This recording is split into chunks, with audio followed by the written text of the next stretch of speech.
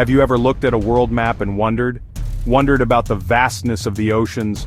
Wondered about the long journeys ships must take? Imagine a ship sailing from New York City to San Francisco. It had to travel all the way down around the stormy tip of South America. That's a journey of 13,000 miles. A journey that took months. It was a dangerous and costly trip. But what if there was a shortcut? What if you could slice right through the continent? This was the dream. A path between the seas, a 50-mile-long waterway that would change everything. This dream became the Panama Canal, a man-made wonder, a ribbon of water cutting across the Isthmus of Panama. This narrow strip connects North and South America. On one side, the vast Atlantic Ocean, on the other, the mighty Pacific. The canal is like a water elevator for ships. It lifts them up and over the rugged terrain of Panama. The idea was simple, but the task was monumental. For centuries, people knew that the Isthmus of Panama was the narrowest point in the Americas. It seemed so logical. Cut a channel through it, connect the two great oceans. The Spanish first had this idea in the 1500s. King Charles I of Spain ordered a survey. He wanted to see if a canal could be built. His men returned with a sobering report. The laws of man could not conquer what God had put asunder. The dream was put on hold, but it never truly died.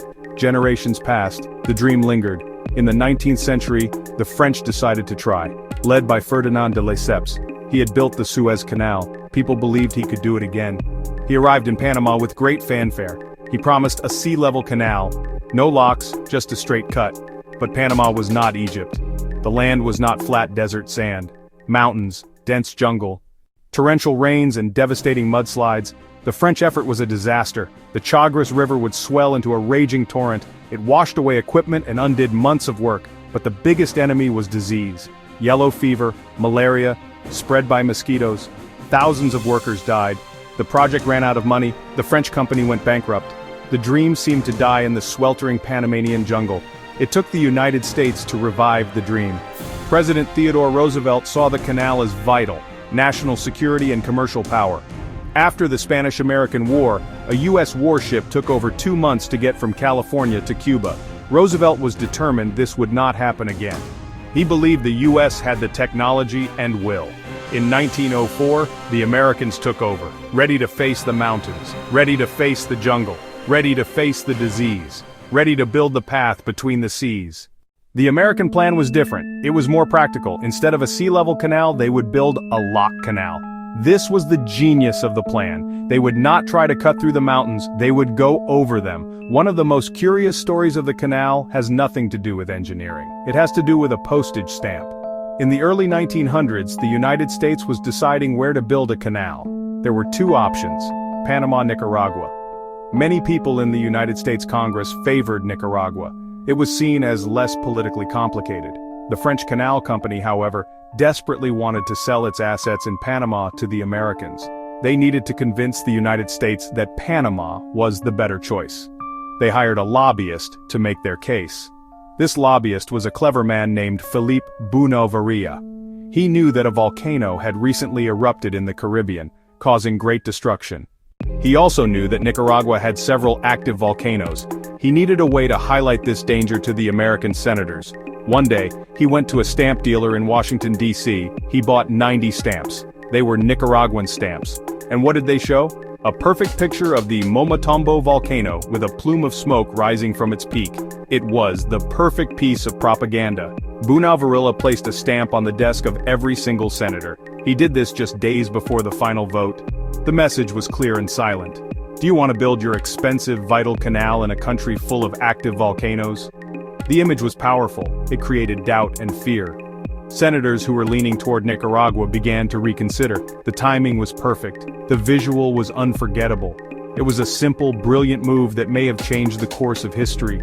Was the volcano on the stamp actually erupting? It did not matter. Shortly after the Senate voted, they chose Panama. The margin was slim. Many historians believe that Bounouvaria's postage stamp campaign played a crucial role. It tipped the balance in favor of Panama. An entire nation, Panama, would soon gain its independence. More than a century has passed since the first ship sailed through the Panama Canal, but its importance has not faded. In fact, it may be more critical today than ever before. In a world that depends on a global supply chain, the canal remains a vital link. Around 5% of all world trade passes through this single waterway. That is an astonishing amount. Every day, dozens of massive ships, loaded with everything from cars to bananas to oil, make the transit. They are the lifeblood of our interconnected economy. The canal continues to adapt and evolve. It is a living piece of history, not a static monument. But it continues to serve the world. In recent years, President Trump has expressed interest in taking control of the Panama Canal. He argues that the canal is a strategic asset vital for U.S. national security and economic interests. Trump believes that foreign influence in the canal could threaten global trade routes and America's ability to project power. His stance is driven by concerns over competition, especially from China, and the desire to ensure the canal remains open and secure for U.S. and allied shipping. The Panama Canal is more than just a waterway.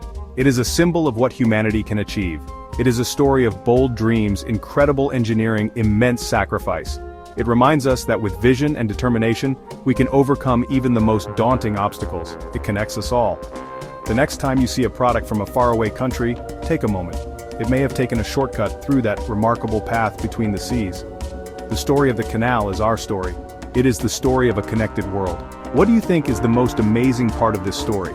If you found this fascinating, smash that like button and subscribe for more incredible stories like this. Share this video with someone who loves history or engineering, and let's talk about it in the comments below.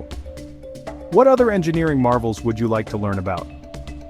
Thanks for watching, and remember, sometimes the biggest changes come from the smallest ideas.